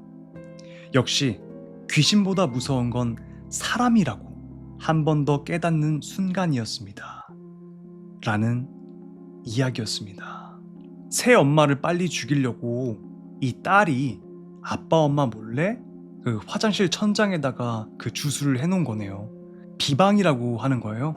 이런 거 보면 귀신보다 사람이 무서운 거 맞는 것 같아. 이 정도면 진짜 살인 미수 아니에요? 자, 다음 이야기입니다. 제목 아파트에서 떨어진 여자. 오랜만에 초등학교 동창인 친구를 만나 집에서 술을 먹고 있었습니다. 이런저런 이야기를 나누며 술을 마시다 TV에서 무서운 이야기를 하는 방송이 나와 자연스레 그런 쪽으로 이야기가 흘러갔습니다. 처음에는 TV에서 나오던 악몽에 대한 이야기를 나누다가 친구에게 물었습니다. 야, 두필아, 너 가위 눌려본 적 있냐? 나는 몇 번 눌려봤는데 뭐 별거 없더라. 그 얘기를 들은 친구는 왠지 모를 씁쓸한 미소를 지으며 저에게 되물었습니다. 가위? 물론 있지. 근데 너 사람 죽는 거 본 적 있어? 응? 아니? 그러더니 친구의 이야기가 이어졌습니다. 친구는 아주 어렸던 5살쯤이었다고 합니다. 친구의 집은 아파트였는데 중앙엔 주차장이 있었고 그 주차장을 중심으로 디귿자로 A동, B동, C동으로 되어 있는 구조였다고 합니다. 어머니가 보조바퀴 달린 자전거를 사주셔서 친구는 신이나 자전거를 타고 아파트 주위를 빙빙 돌며 놀다 지쳐 아파트 현관 쪽에서 잠시 쉬고 있었다고 합니다. 그런데 그때 찢어질 듯한 비명소리와 동시에 친구는 본능적으로 소리가 나는 쪽으로 고개를 돌렸는데 아파트 고층에서 어떤 아주머니가 대낮이었는데 엄청난 속도로 떨어지고 있었다고 합니다. 그 친구는 그 과정을 멍하니 바라보고 있었는데 아주머니는 아파트 화단 쪽으로 떨어지며 화단에 심어진 나무에 부딪히면서 떨어져 커다란 나뭇가지가 복부에 꽂힌 끔찍한 상태로 바닥에 내동댕이 쳐졌다고 합니다. 그와 동시에 옆에서 바닥을 쓸고 계시던 경비 아저씨가 재빨리 눈을 가려주셨지만 이미 다 봐버린 상태였고 더 충격적인 건 바닥에 떨어진 아주머니는 바로 죽지도 못하고 바닥에 엎드린 자세로 숨이 넘어가기 전까지 처절하게 울부짖던 목소리를 경비 아저씨가 눈을 가려준 상태에서 생생하게 들려왔다고 합니다. 너무 아파, 너무 아파, 너무 아파. 연신 아프다고 울부짖던 아주머니의 목소리는 1분이 채 지나지 않아 멈추었다고 합니다. 투신자살을 마음먹고 떨어졌지만 불행하게도 짧은 시간이었지만 바로 죽지도 못하고 숨이 넘어가기 전까지 살면서 느껴보지 못한 고통을 느끼며 죽었을 거라 짐작이 갔다고 합니다. 그러나 그때 친구는 그런 걸 이해할 정도로 나이가 많지 않았고 죽음이라는 개념도 없었던 때라 그냥 놀랐을 뿐이었다고 합니다. 경비 아저씨는 친구의 부모님을 알고 계셨기 때문에 119에 연락한 후 친구 어머니에게 연락을 했고 친구 어머니는 바로 달려와 친구의 상태를 살피며 괜찮냐고 물었는데 친구는 덤덤하게 아무렇지도 않아 해서 어머니는 안도했다고 합니다. 하지만 그날 이후 밤부터 문제가 생겼다고 합니다. 친구의 어머니는 친구를 어릴 때부터 혼자 재웠는데 밤 10시가 되면 친구를 침대에 눕히고 이마에 뽀뽀를 해준 뒤 방문을 닫고 나가셨다고 합니다. 그날도 여느 때와 같이 어머니가 방문을 닫고 나가시는 순간 닫힌 방문 뒤에 어떤 여자가 양 어깨를 한껏 움츠린 채 숨어 있었다고 합니다. 그 여자를 본 친구는 그때는 알지 못했지만 가위라는 것을 처음 눌렸다고 합니다. 잔뜩 어깨를 움츠리고 있던 여자는 방문이 닫히자마자 납작 엎드렸는데 그 모습이 콘크리트 바닥에 내동댕이 쳐졌던 그 아주머니 같았다고 합니다. 그 모습이 너무 이상하고 무서워서 소리내어 울고 싶었지만 울어지지 않았고 계속 울려고 하면 할수록 그 여자가 아파, 아파, 아파 하며 중얼거리면서 계속 다가왔다고 합니다. 그 여자가 침대 끝으로 다가와서 친구의 정강이를 피범벅이 된 손으로 잡았는데 다리가 축축해지는 느낌이 들었고 그 후 기억이 나지 않는데 눈을 뜨니 아침이었다고 합니다. 친구는 바로 어머니에게 달려가 엄마, 그 아줌마가 나 찾아왔어. 계속 아프대. 하며 무서우니까 엄마랑 같이 자면 안 되냐고 했지만 어머니는 친구가 계속 의존하게 되면 앞으로 혼자 자지 못하게 될까봐 친구를 안심시키며 혹시라도 그 여자가 또 나타나면 힘껏 소리를 지르면 엄마가 언제든 달려가겠다고 달래주었다고 합니다. 그날 밤에도 어머니는 방문을 닫고 나가셨는데 마치 어제로 돌아간 것처럼 그 여자가 어깨를 한껏 웅크린 채 숨어있다가 문이 닫히자마자 납작 엎드렸다고 합니다. 친구는 그 모습을 보자마자 가위에 눌리기도 전에 엄마! 소리쳤고 엎드려 있던 여자는 엄청나게 빠른 속도로 침대 밑으로 기어들어갔다고 합니다. 끔찍해. 그 소리를 듣고 바로 어머니가 오셨고 울고 있는 친구 옆에 누워서 우리 두필이 많이 놀랬나 보구나. 오늘은 엄마가 옆에서 재워줄게 하면서 등을 토닥이며 달래주었다고 합니다. 친구는 놀라서 계속 울다가 옆에 엄마가 같은 박자로 부드럽게 등을 토닥거려 주시니 다시 잠이 왔다고 합니다. 10분 정도 시간이 흘러 잠이 들랑말랑 하고 있었는데 토닥토닥 하던 손이 점점 등을 긁는 듯한 느낌으로 바뀌었다고 합니다. 점점 더 빠르게, 점점 더 아프게, 점점 더 빠르게, 점점 더 아프게. 친구는 아파서 엄마를 올려다 봤는데 어느새 어머니는 없고 그 여자가 고통스러운 표정으로 미친 듯이 아프지? 아프지? 너도 아프지? 아프지? 아프지? 하면서 등을 긁어대며 울부짖는 모습에 그대로 기절했다고 합니다. 그 이후 그 여자는 더 이상 나타나지 않았지만 친구는 여전히 그 모습이 잊혀지지 않는다고 합니다. 라는 이야기였습니다.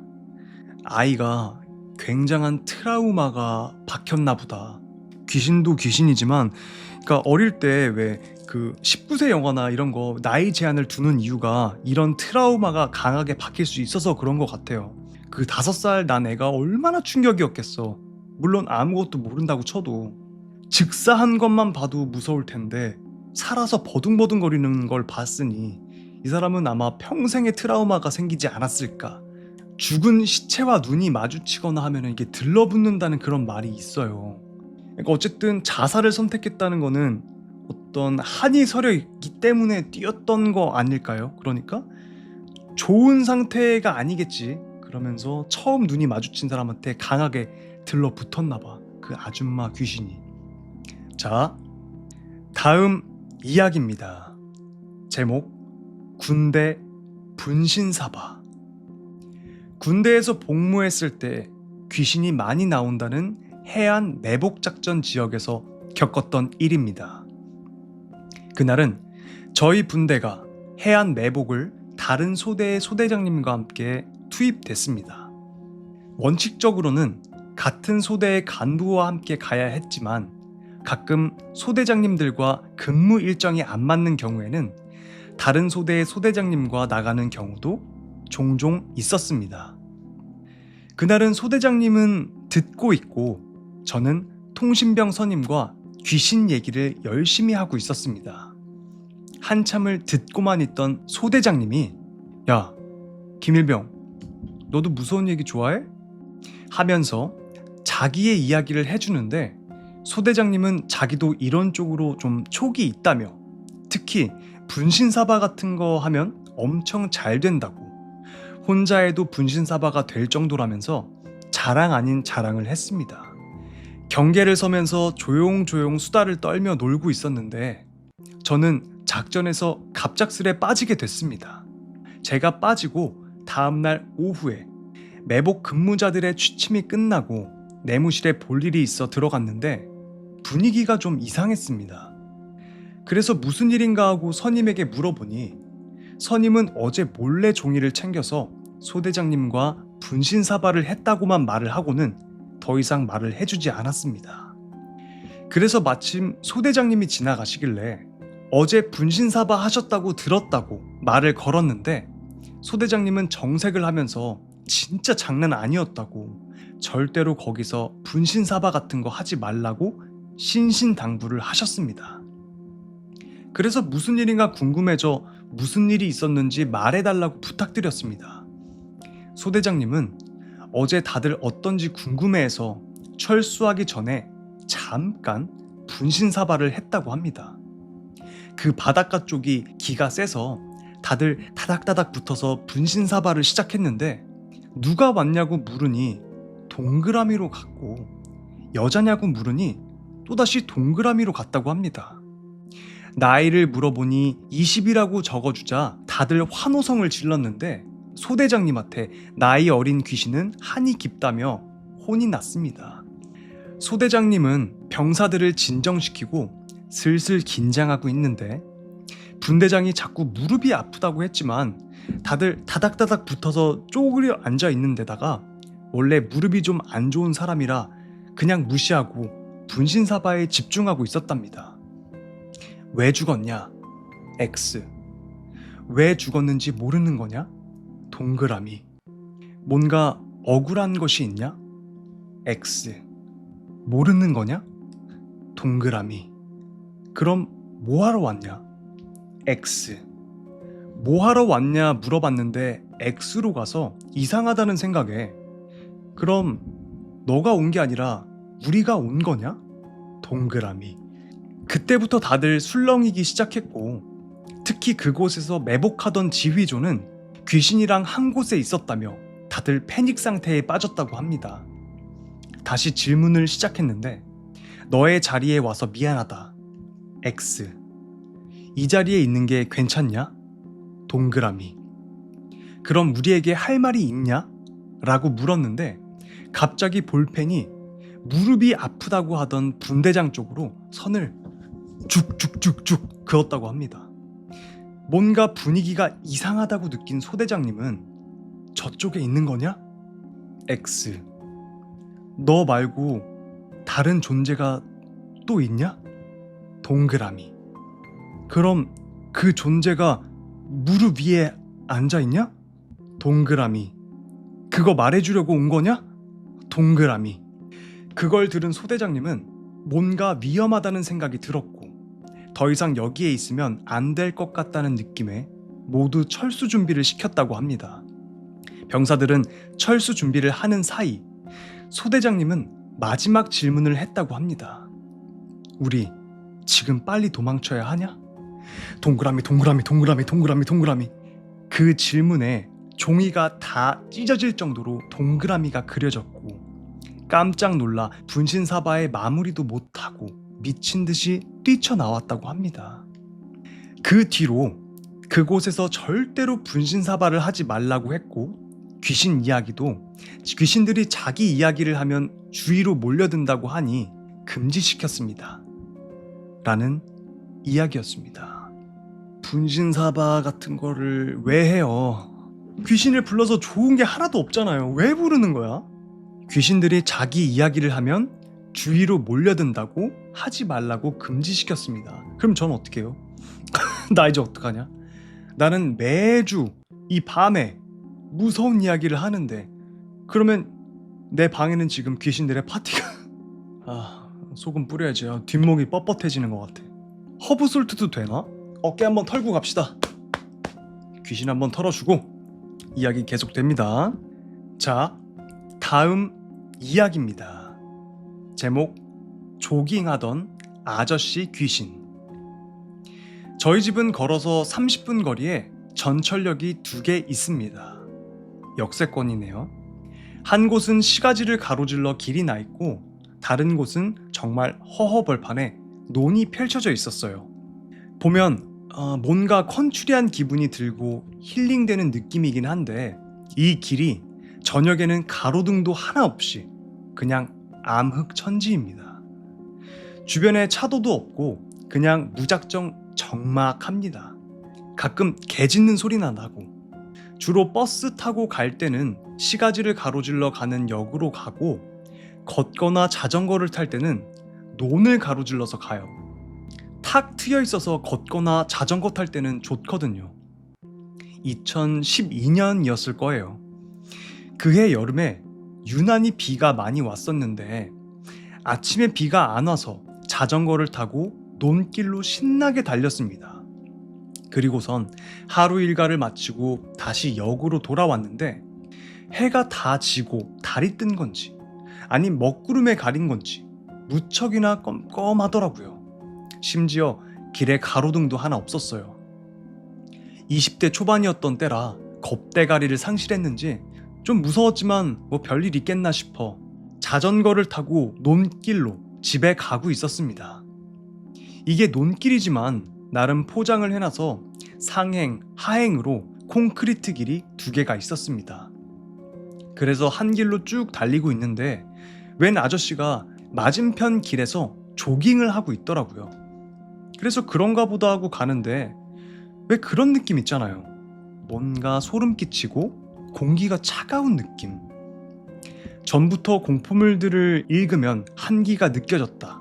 뭐 이런 거 피식피식 웃고 넘겼는데 정말 토시 하나 안 틀리고 그냥 엄청나게 차가운 느낌이 들었습니다. 장마철이었는데 냉장고 안에 들어온 것처럼요.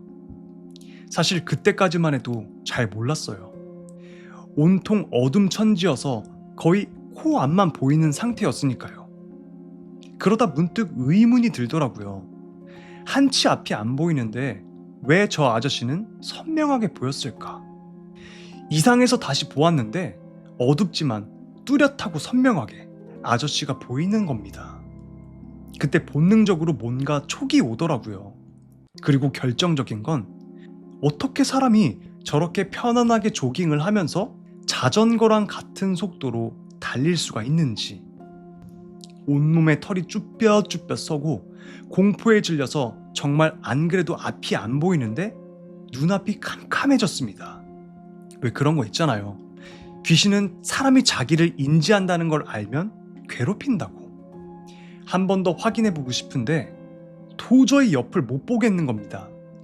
그러다 무슨 깡인지 옆을 딱 봤는데 그 아저씨랑 눈이 마주쳤습니다.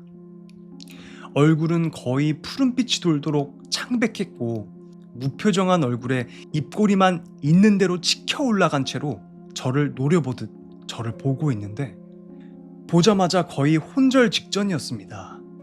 그 상태로 무슨 콜드빔이라도 맞은 양 얼어붙어서 자전거랑 같이 고꾸라졌는데 이 논길이 길과 길 사이에는 도랑이 하나 있어요. 높이는 한 3m? 그 정도밖에 안 되는데 돌덩이들로 가장자리를 데코레이션 해놔서 떨어지면 크게 다칠 위험이 있을 정도입니다. 가드레일이 없었으면 저는 그 밑으로 떨어졌을 거예요. 어쨌든 정신줄을 다시 부여잡고 보니까 아저씨는 여전히 저를 그 표정으로 보고 뛰고 있었고 분명히 앞으로 가는 것 같은데 정말 이상하게 그 아저씨는 제자리였습니다. 이건 말로 표현할 수가 없이 이상했어요.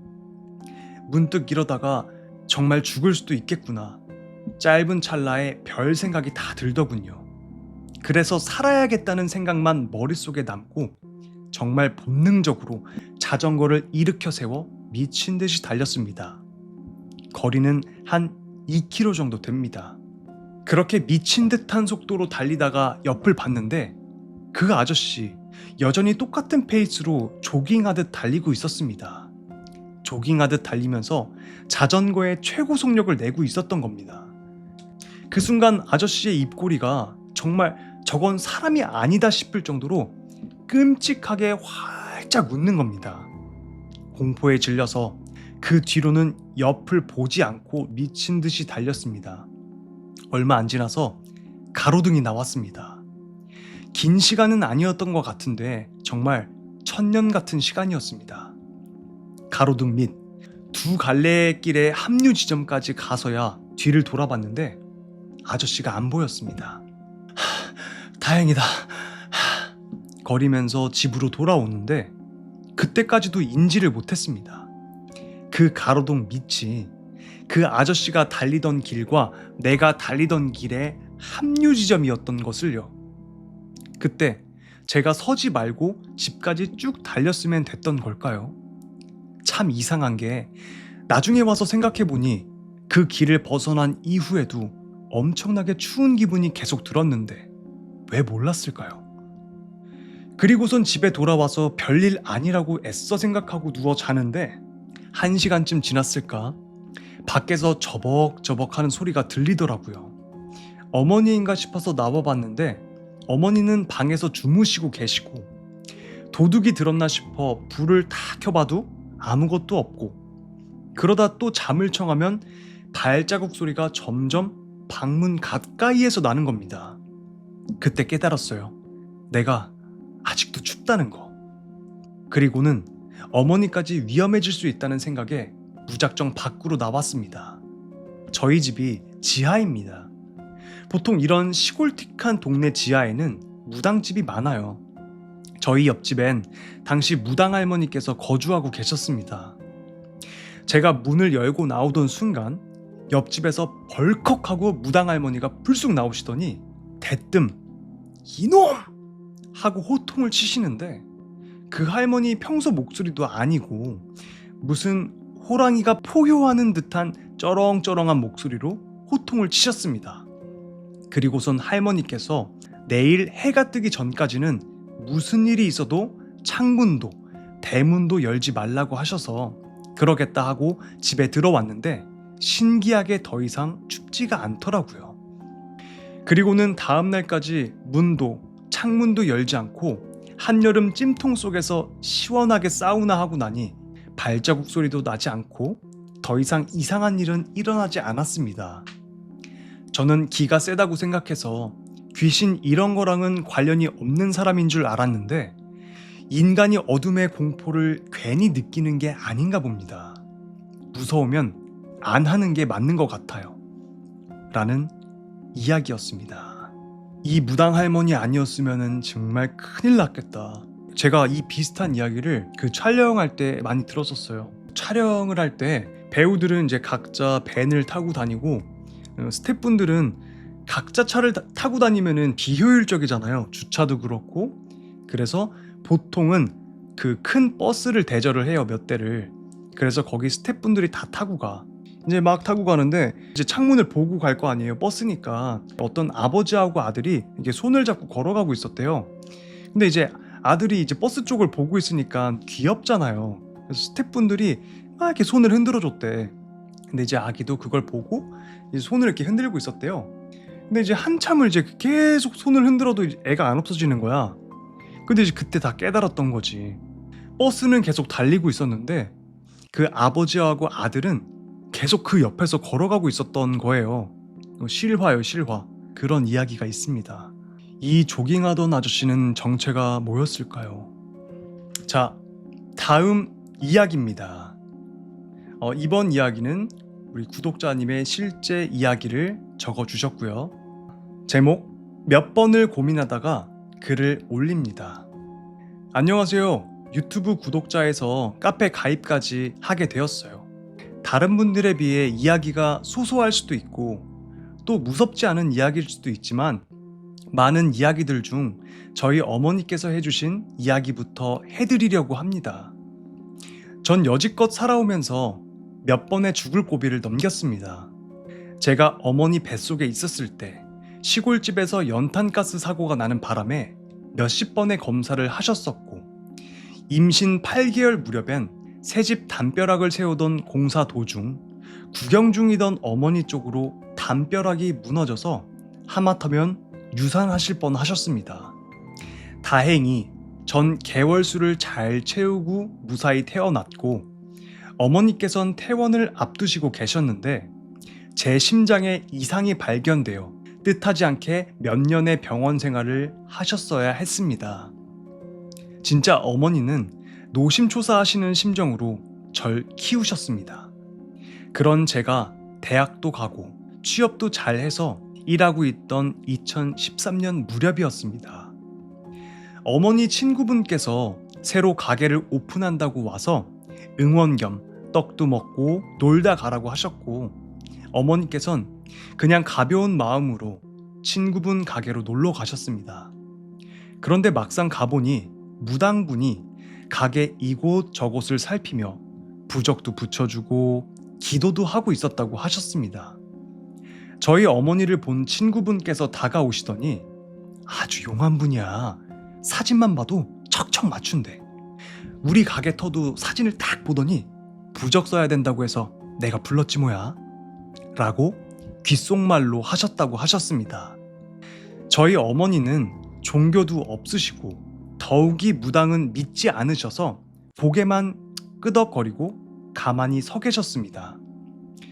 부적을 다 붙인 무당이 저희 어머니와 친구분을 보며 싱긋 웃으시면서 이제 점사 봐드릴게요 라고 말씀하셨고, 친구분은 미리 준비하셨는지 사진을 꺼내 가게 한켠 테이블에 앉아 점사를 보기 시작했다고 하셨습니다.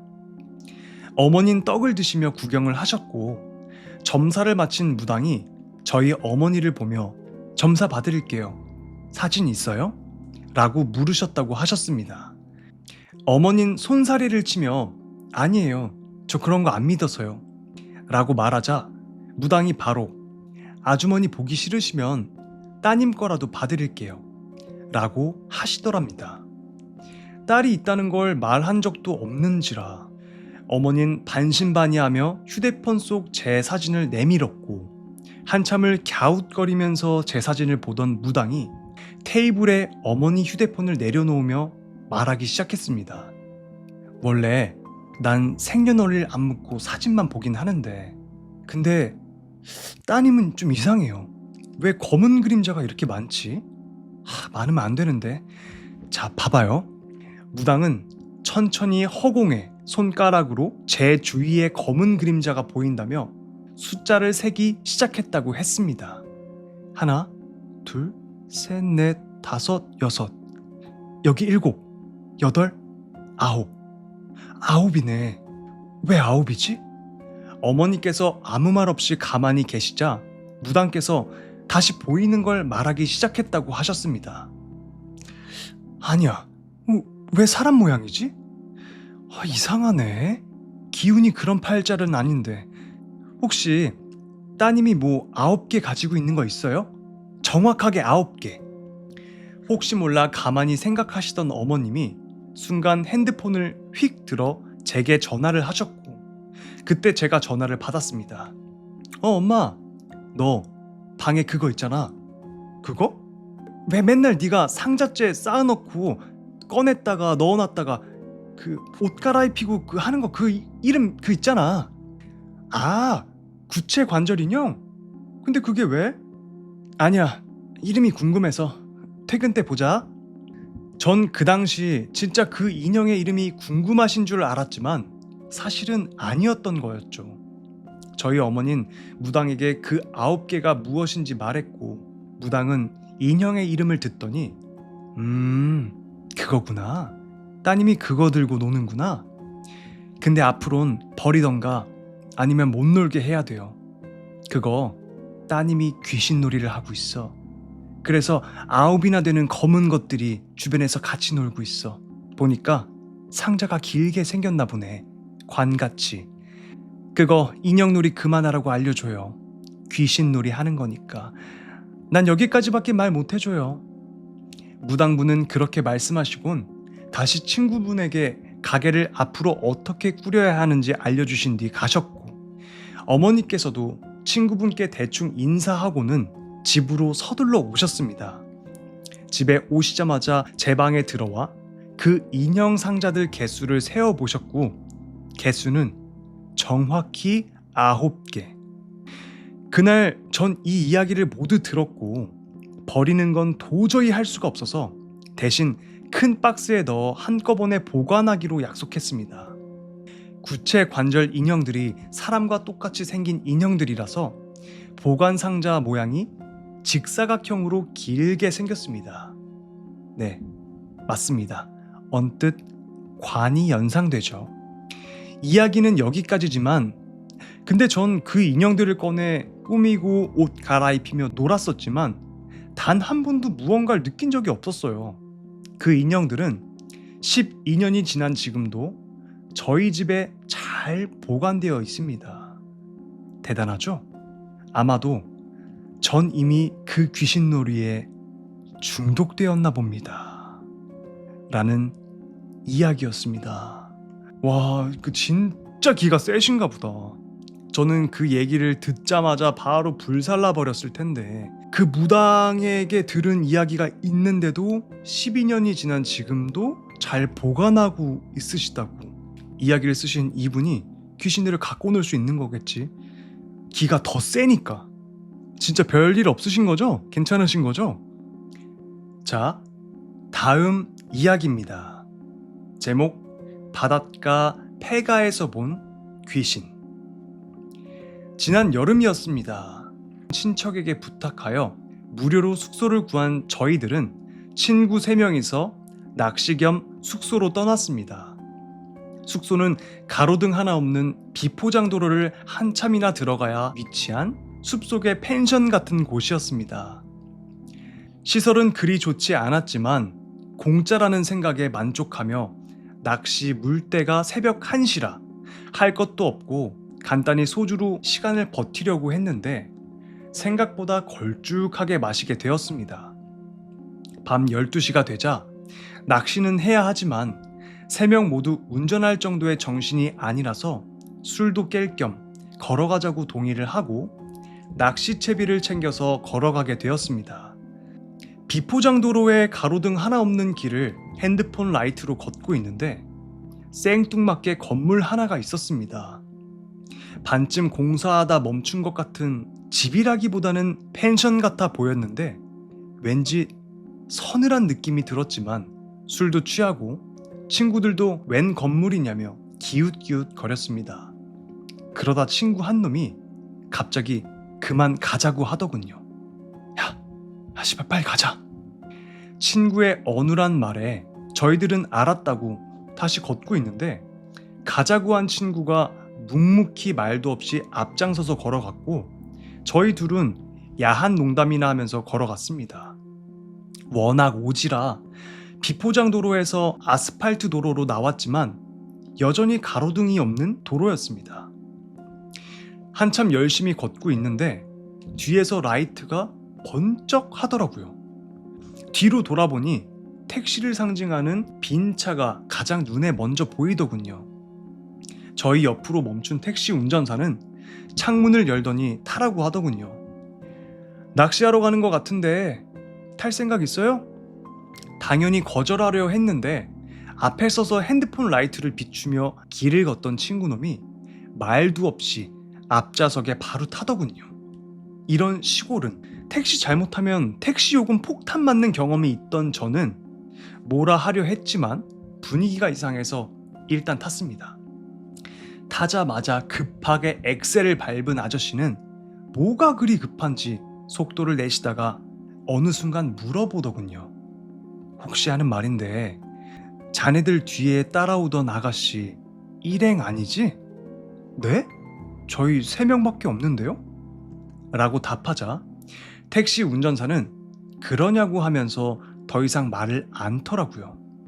그런데 아까부터 말을 안 턴 친구가 떨리는 목소리로 기사 아저씨도 보셨어요? 친구의 말에 저희는 순간 오싹한 기분이 들었습니다. 혹시 흉가 쪽에 간 것 같은데 반쯤 지어진 건물의 주인이 여성분이었는데 투자를 받아서 펜션을 짓다가 사기를 당해서 억대의 빚이 생기자 그 건물에서 목을 매달고 죽었다는 이야기와 그곳에서 귀신을 봤다는 소문이 돌고 있다고 말해 주었다. 번화가 쪽에서 내린 우리는 엄청난 공포에 편의점에 앉아서 겁에 질린 친구의 이야기를 들었습니다. 건물 구경을 하는데 2층에서 머리가 산발인 여자가 우리들을 노려보자 너무 무서워서 말도 못했다고, 술 기운이 없었으면 비명 지르고 도망가려다가 우리들 때문에 아무 말 않고 가자고 했다는 것이었다. 그런데 더 무서운 것은 그 여자가 우리들을 따라서 엉거주춤 따라왔다는 것이었다. 우린 결국 바닷가 근처 모텔에서 새우잠을 잘 수밖에 없었다. 라는 이야기였습니다. 그 한이 너무 서려가지고 거기 지방역이 된 것 같아요.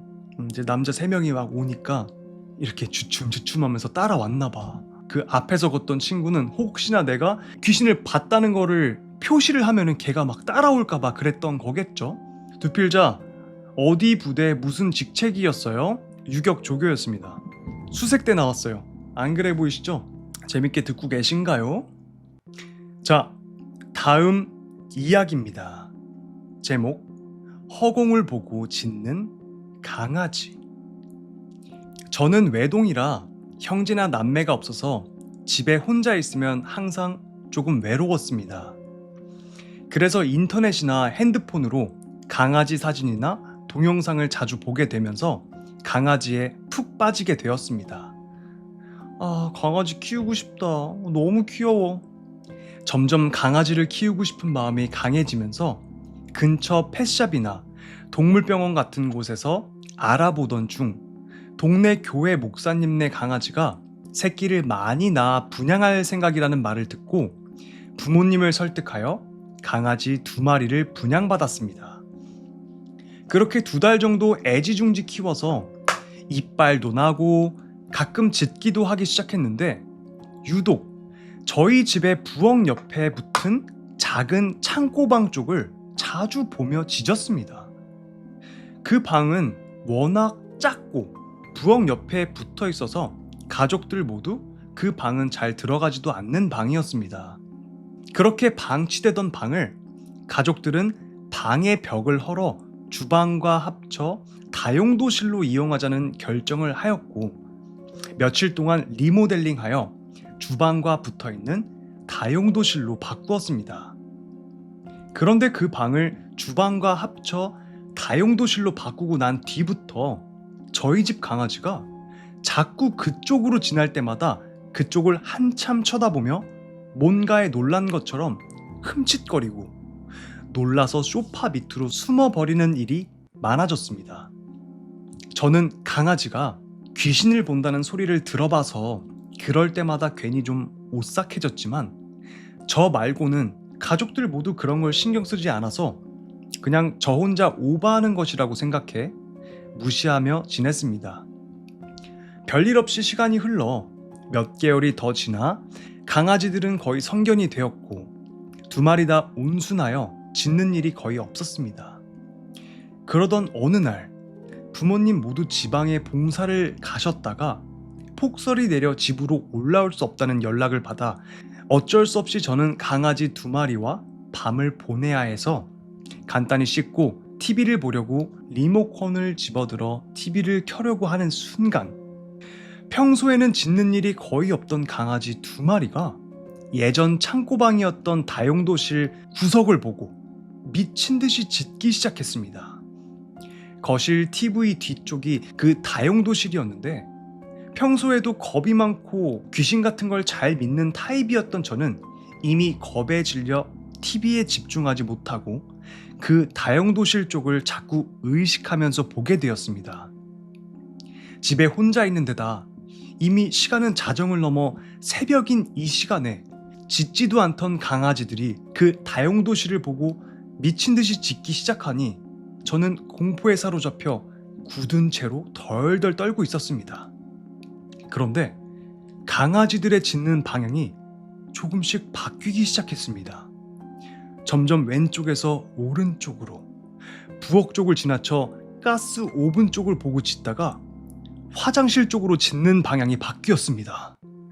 공포에 질려 몸도 제대로 가눌 수 없던 저는 그대로 소파에 누워 눈을 감고 이 순간이 지나가기만을 기다렸는데 1분 정도 지나자 강아지들의 짖는 소리가 멈췄습니다.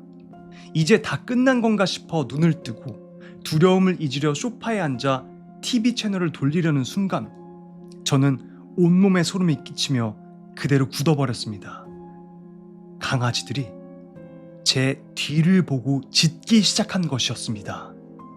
저는 제가 누워있다가 앉아서 강아지들이 놀라서 짖는 게 아닐까 싶어서 강아지들을 쳐다봤는데 강아지들은 저와 눈도 마주치지 않고 정확히 제 옆을 보고 짖고 있었습니다. 저를 더 공포에 빠지게 만든 건 강아지들이 제 오른쪽 옆을 보고 짖다가 다시 제 머리 위쪽을 보고 짖다가 다시 왼쪽 옆을 보고 짖어대더니 다시 다용도실 구석을 보고 짖는 것이었습니다.